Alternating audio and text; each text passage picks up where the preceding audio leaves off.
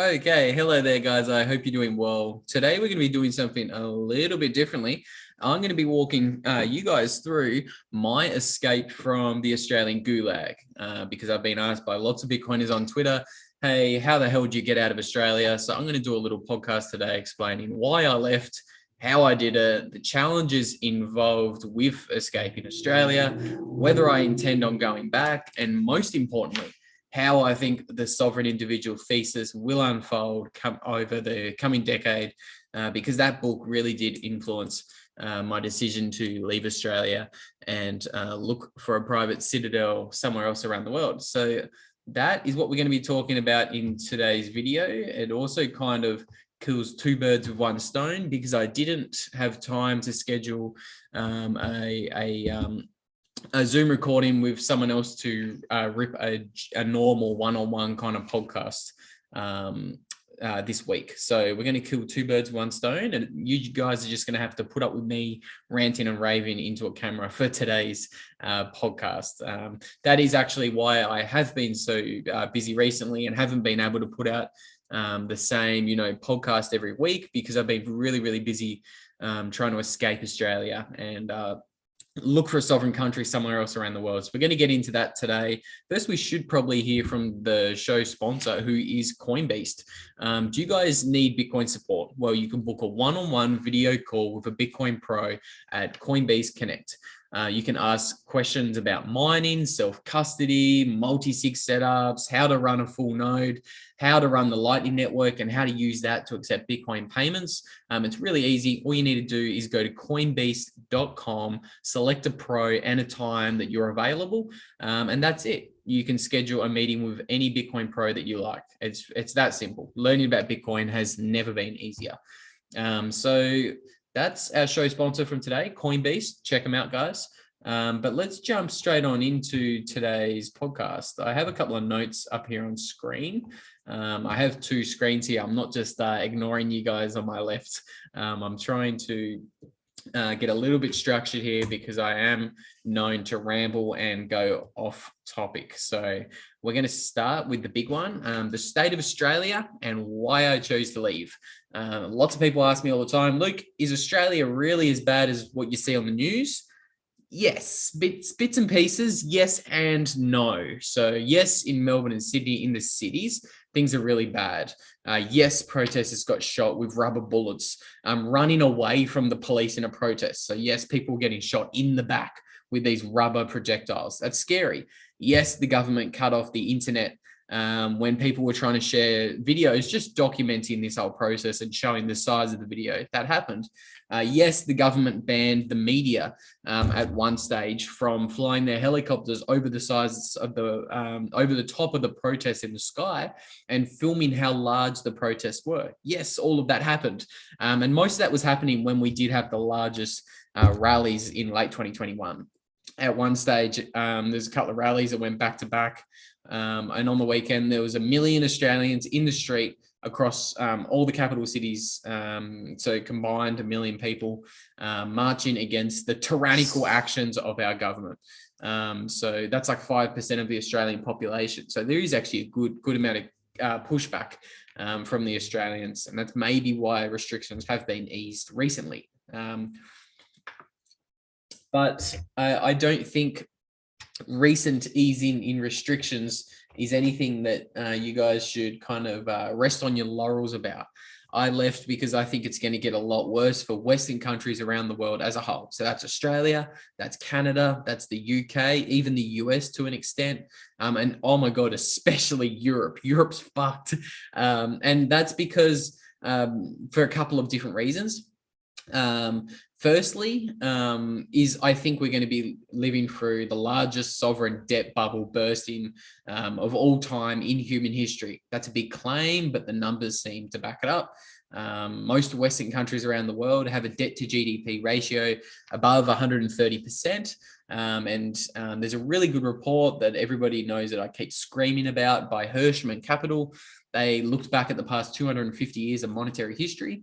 And they looked at the 52 countries who reached debt to GDP levels of 130% or higher. 98.5% of those countries that reached debt to GDP levels of 130% defaulted on that debt. So that's a 98.5% chance of default. And when governments default on that debt, they generally chose to default through inflation, currency devaluation, or hyperinflation. Put very simply, governments would simply print money, devalue money, and pay back their massive debts with the devalued money. That's the more politically palatable option and way that governments choose to pay back their debts. It's a little bit more stealthy, and it's a way they can do it without admitting they were wrong.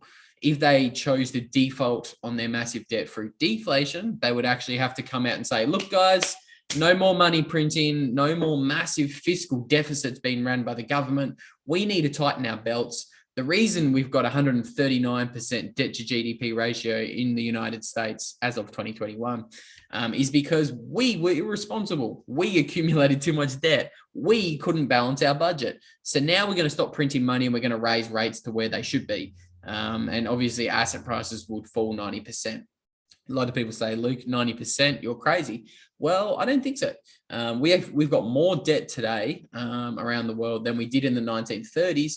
And when we reached the conclusion of that 80-year long-term debt cycle in the 1930s, you saw a 90% correction in asset prices across the board when that debt was able to be deleveraged. But that's beside the point. I could rant about macro for hours.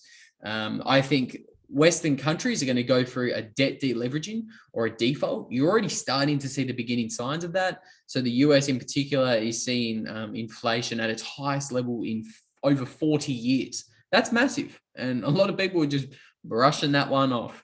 Guess what? It's only going to get worse. And obviously the war with Russia and Ukraine's provided them the perfect political cover to continue printing money and devaluing money to pay back the massive debts they have. But that's beside the point as well. We're talking about the sovereign individual thesis and why I chose to leave Australia. So I think around the world, you're going to see governments defaulting on their debt in the next 5 or 10 years. If you want to know why it's that specific time frame, I've written multiple articles talking about the 80-year long-term debt cycle. But I think essentially in late 2019, when the repo market blew up, that kind of set the timer for we're going to live for about a 10-year period of default or debt deleveraging. We saw the same thing in the 1940s. We saw a 10-year period between 1945 and 1952, where the US government pinned interest rates at an artificially low level, and they let inflation run at 10 or 15% for those 7, 8, 10 years. And they deleveraged themselves from 120% debt to GDP to like 60 to 70% debt to GDP. Obviously, rough figures is off the top of my head, but that's what we're going to see over the next 10 years. Governments just need the perfect excuses to keep interest rates low and continue the money printer going. Obviously, we've seen 2 perfect excuses.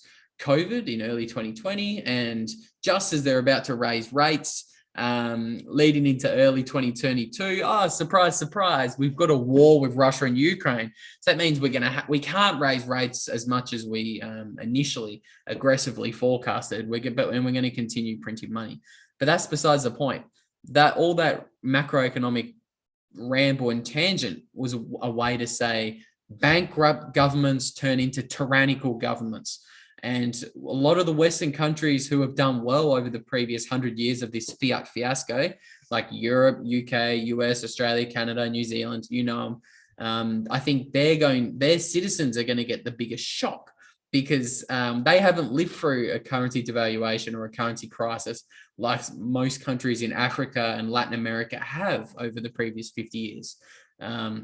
Is it Argentina who's defaulted on their debt like 3 or 4 times in the past 20 years? I think they've had like 4 currency collapses in the past 30 years. They don't trust their government. They know that their money's broken. They know what it's like to live poor and live through really high levels of inflation. They're not going to get a big shock over the next 10 years when we have some sort of deleveraging event.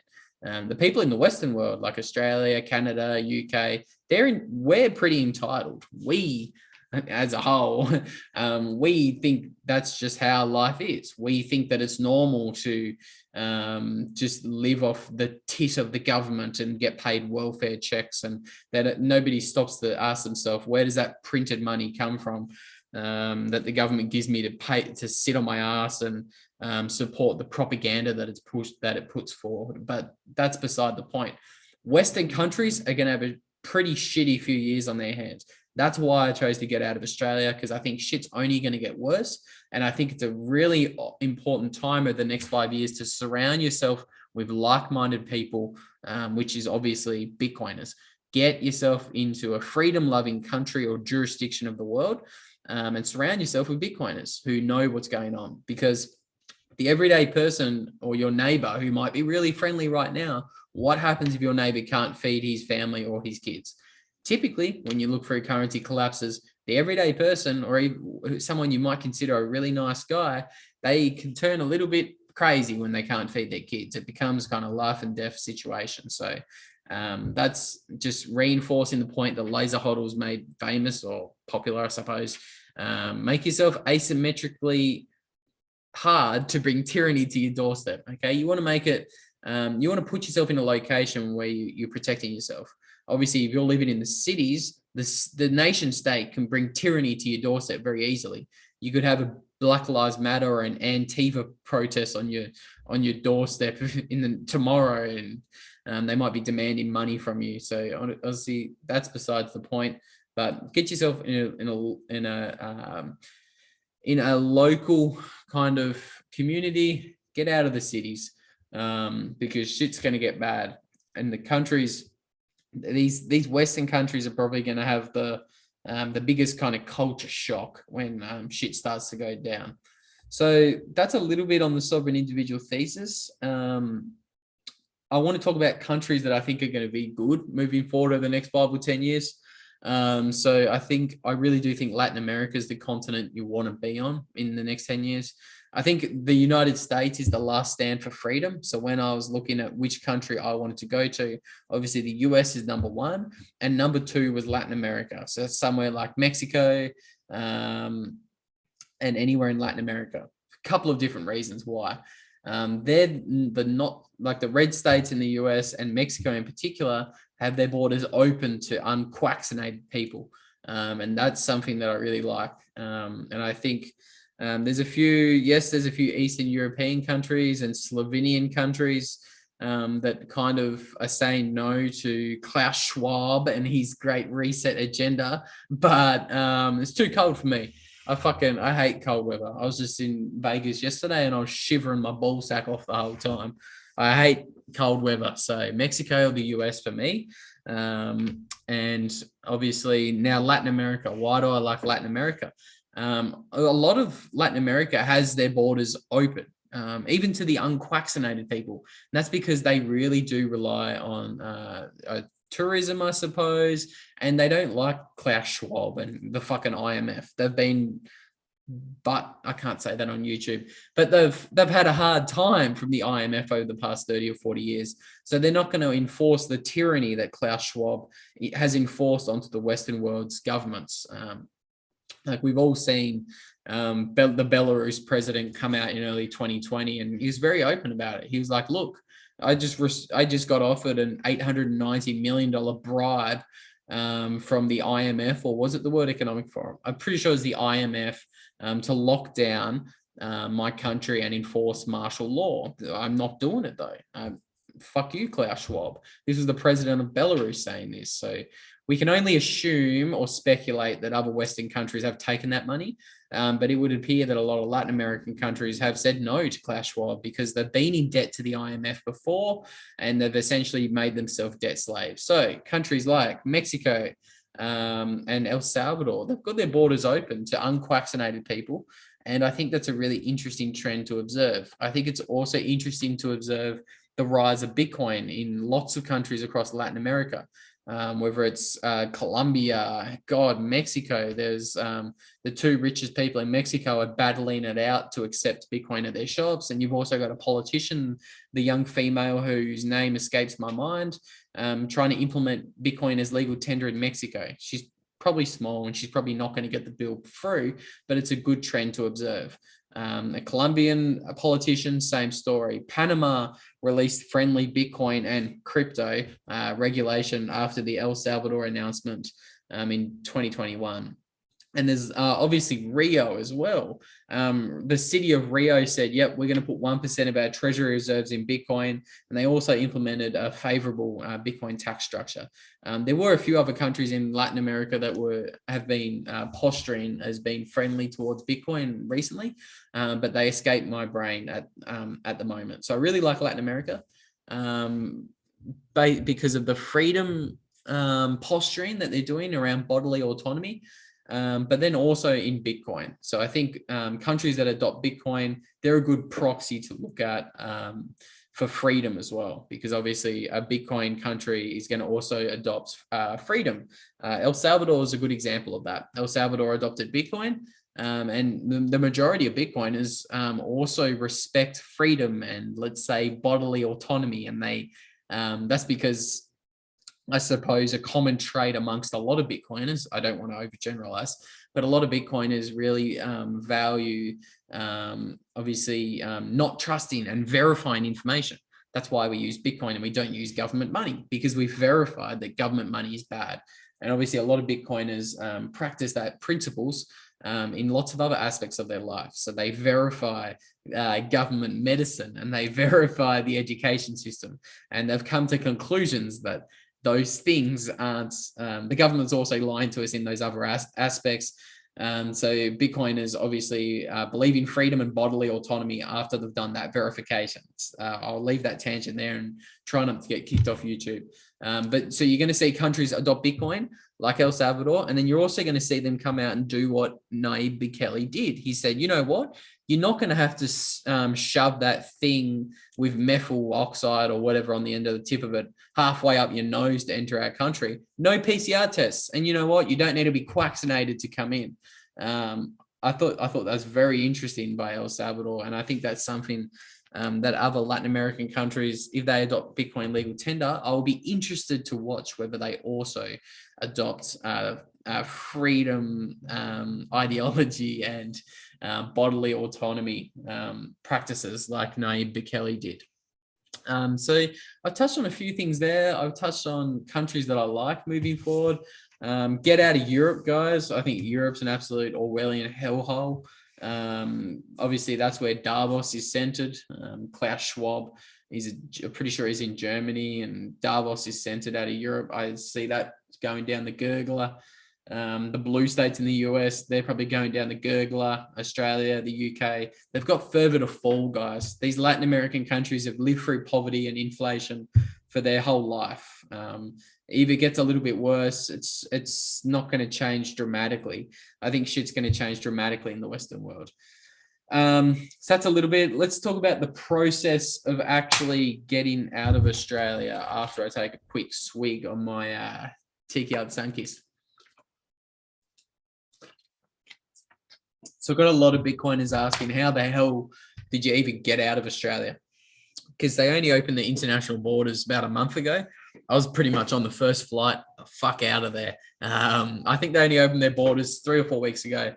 And obviously I had the extra challenge of being unvaccinated, because I refuse to take government medicine no matter what. For reasons we're probably not going to go into on this podcast, but there's many. So obviously, as an unvaccinated person, I actually had to ask the government's permission to leave the country. Yeah, that's right. In a free and democratic country, I had to ask the government's permission whether I could leave, and they actually approved it. Surprise, surprise. So you have to fill out a stat deck. You need a letter from your boss to say, look, they need you overseas. So my amazing new boss sorted me out there with a work letter to get me overseas to Mexico. So that was great. And obviously you have to write a stat deck, and you have to also say that you're not going to need the government's help into the future. So that's what you have to do. And you have to say you're leaving for longer than 3 months. So I did all that. Government approved my travel request to leave the country. Unbelievable, honestly. Ask yourself, if you really do live in a free country, do you need to actually ask the government's permission to leave your jail cell? That's what it's like. It's literally an open air prison, and I'm not going back under any circumstance. So that was the process of getting out of Australia. The process of getting into Mexico. So this is where the shit show continues. because there's no direct flights from Australia to Mexico. So you had to go through connecting flights. Obviously, most of the flights from Australia that get you to Mexico, they go Australia, the United States, and then Mexico. Well, guess what?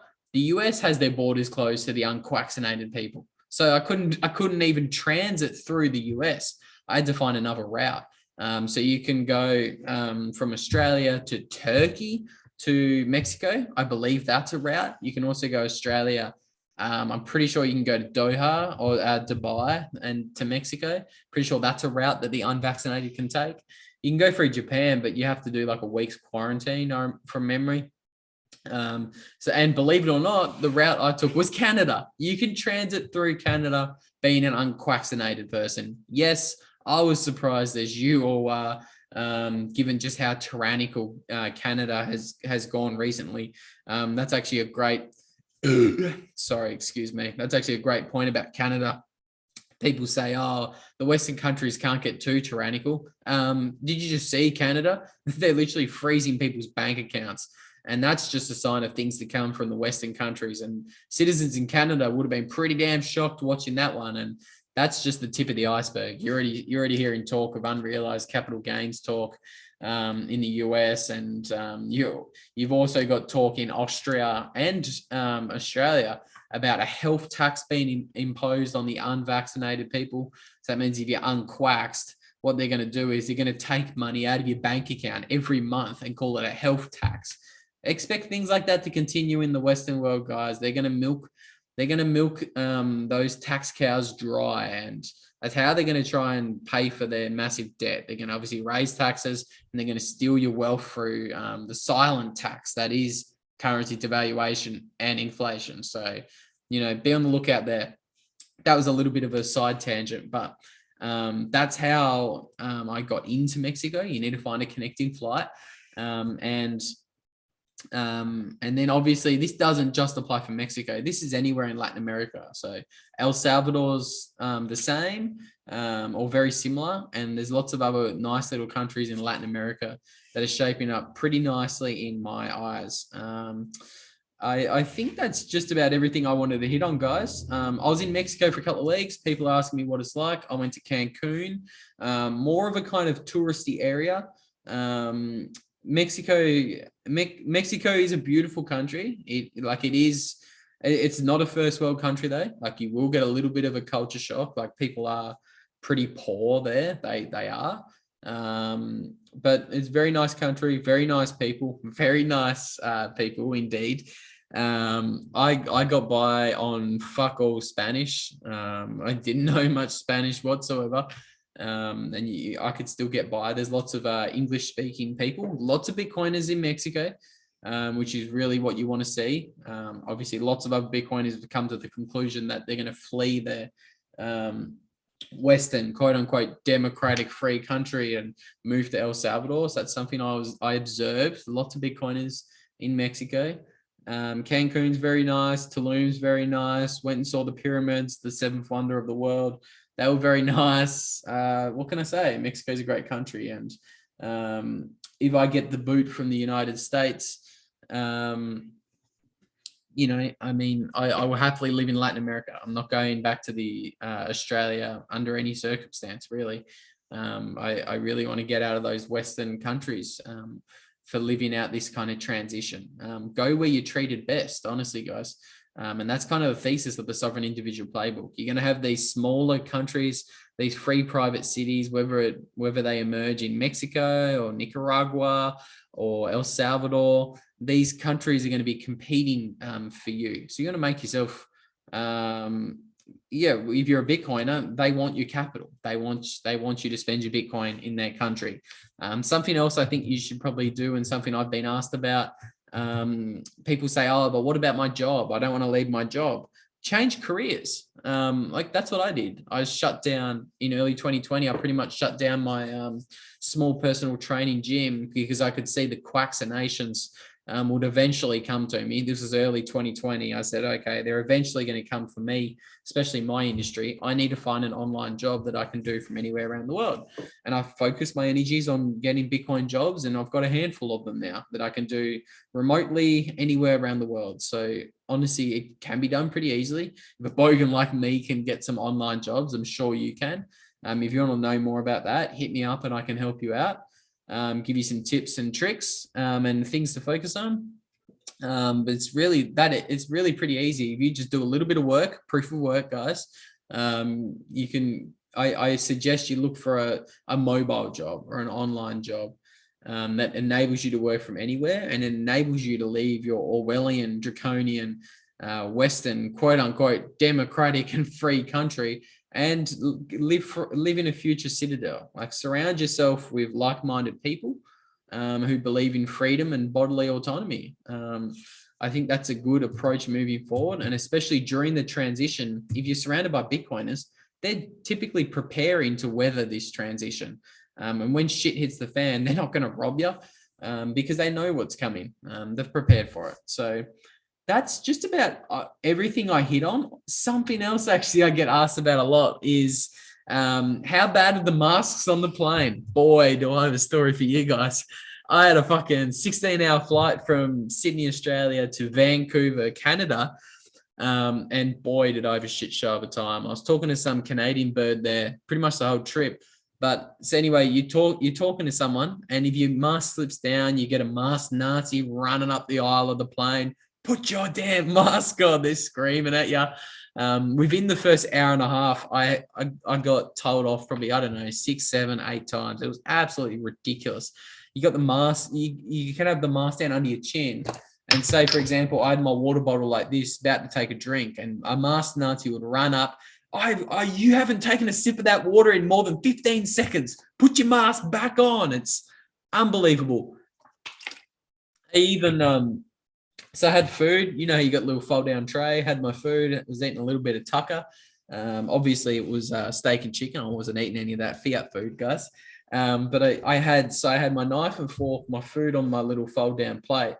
I had food on the end of my fork, obviously mask around my chin. I took the cunt off and I had food on my fork, and a masked Nazi come running down the aisle. I've been watching you for the past 12 seconds. You're not eating that food. You need to put your mask back on. I was like, look, mate, I've got a mask on.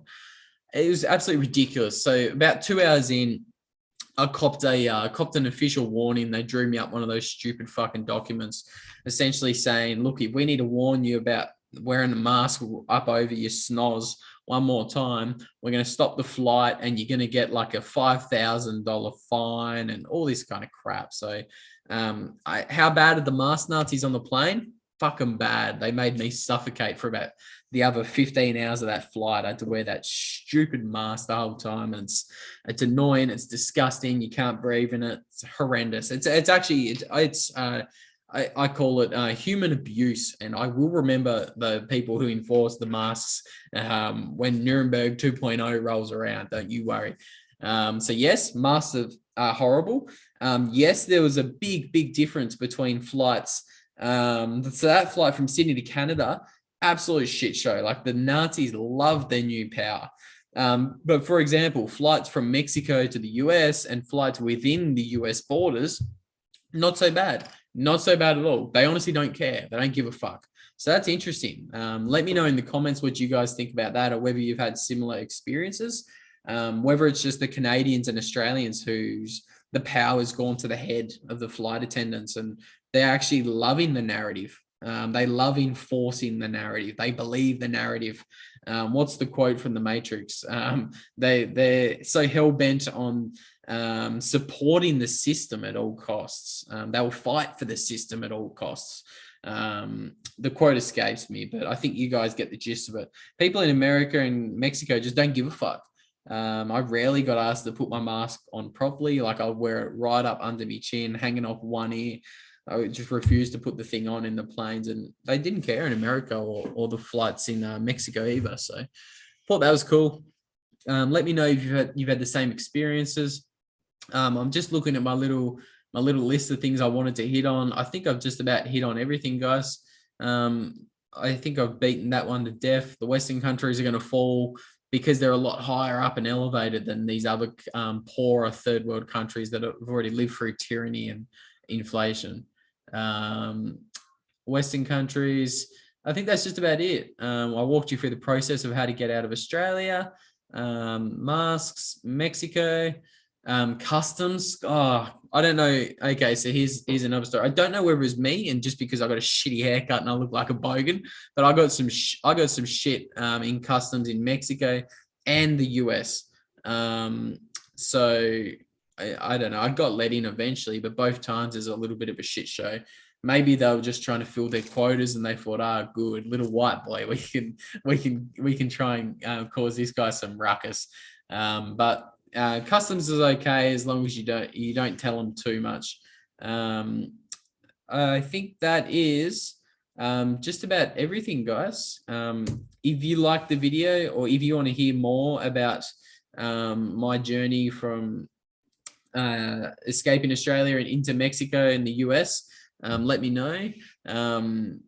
Planes and customs don't check documents very thoroughly. So a lot of people ask me about travel documents. We'll say, if you got a travel document, you're good to go. We'll put it that way. And I hope you enjoyed the video, guys. If you think there's someone suffering from Stockholm syndrome around you and needs a little nudge to take the leap of faith and leave their Western prison, you can send them this video if you like. And I hope it inspires more people to live the sovereign individual thesis, because I think those who do and those who do kind of live that digital nomad life over the next 5 or 10 years, they're going to be profoundly benefited. I think there's lots of opportunities surrounding yourself with like-minded people and escaping tyrannical Western government regimes where you may be paying 50 to 60% in taxes.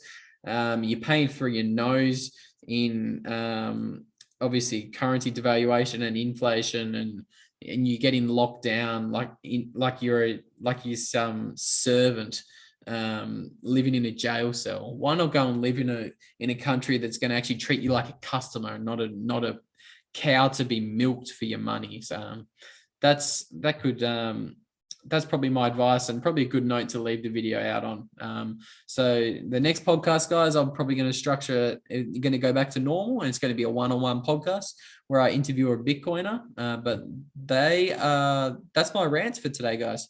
Hope you enjoyed it, and I hope it's given you some sort of value or some sort of ideas for what to do. Anyway, always good catching up with you guys. Have a good one.